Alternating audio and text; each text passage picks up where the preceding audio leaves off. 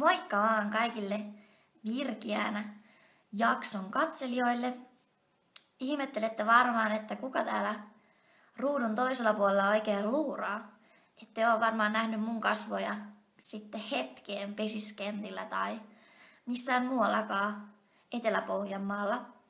Eli mun nimi on Ahosen Maaret ja olin nyt juuri edellisviikonloppuna joukkueen mukana halliturnauksessa Joensuussa ja sain pelata siellä ensimmäisen harkkapelini tänä talvena.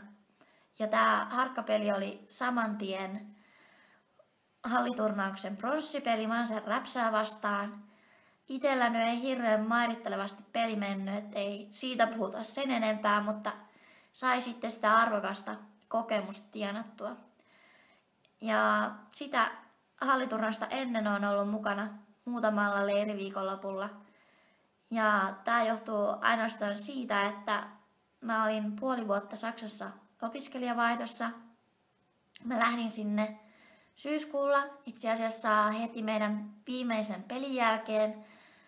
Peli oli lauantaina, niin sitten heti maanantaina lähdin Saksaan ja siellä Saksassa sitten opiskelin liiketaloutta englanniksi.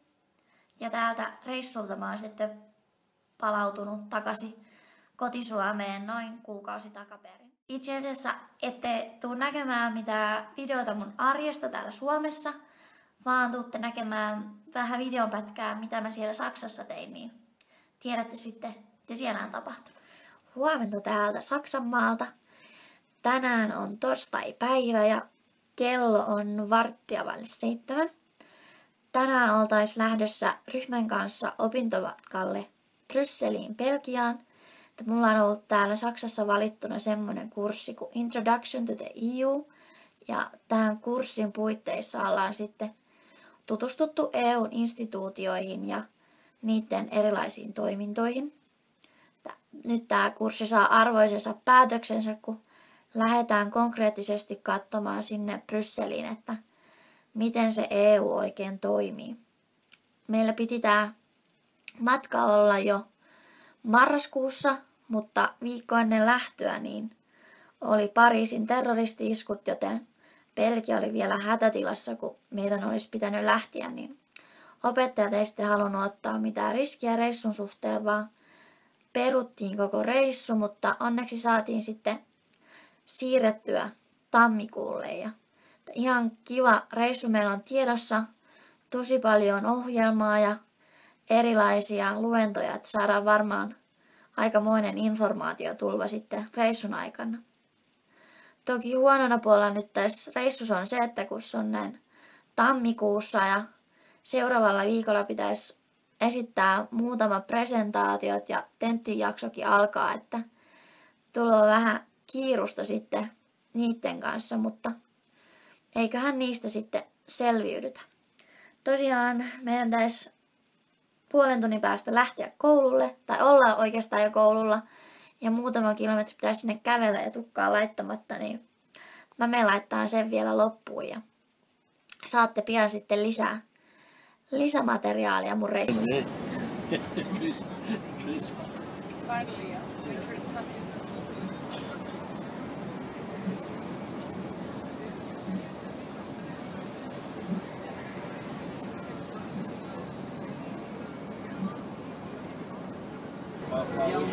ollaan matkalla Belgiaan. Me itse asiassa ollaan jo Belgiassa. Sää on muuttunut hieman lunsemmaksi, niin kuin näkyy. En ole nähnyt näin paljon lunta sitten viime helmikuun, että onneksi tuli talvikenkikin joukkoon tälle reissulle. Pian saatte lisää kuulumisia.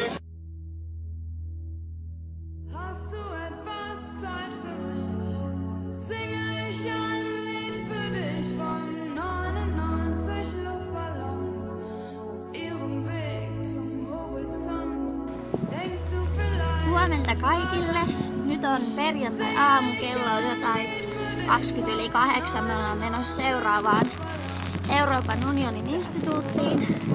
Eilinen päivä meni aika nopeasti, kiirettä pukkasi heti kun päästiin Belgiaan, niin käytiin vähän kävelyllä ja sitten käytiin tutustumassa Euroopan unionin ulkosuhteiden instituuttiin. Ja siellä meille pidettiin 2 luentoa. tänään on kans aika tiukka aikataulu, että pitää katsoa, että mistä täällä saa otettua videokuvaa, kun se on vähän kiellettyä tuollaisissa tiloissa, mutta nyt meillä ollaan lähdetty vähän myöhässä, kun piti odottaa hyttejä tuolla hotellilla, kun me ei oikein ymmärrä tätä tarkkaa saksalaista aikataulua, mutta toivottavasti keritään ajoissa.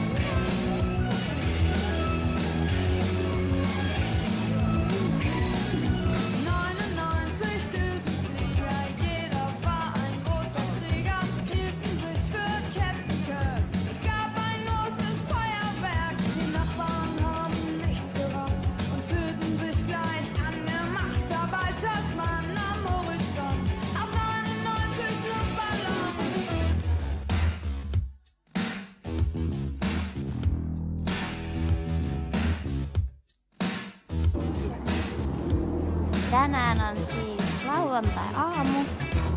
Tämän päivän ohjelmassa on ollut nähtävyyksien katselu. Ja aika hyvalta täällä Belgiassa näyttää. Meidän opettaja on tuonut meidät tänne turistikierrokselle. Siellä joku soittaa harmonikkaa. Vähän on ne huonot näkymät, mutta tämmöstä täällä.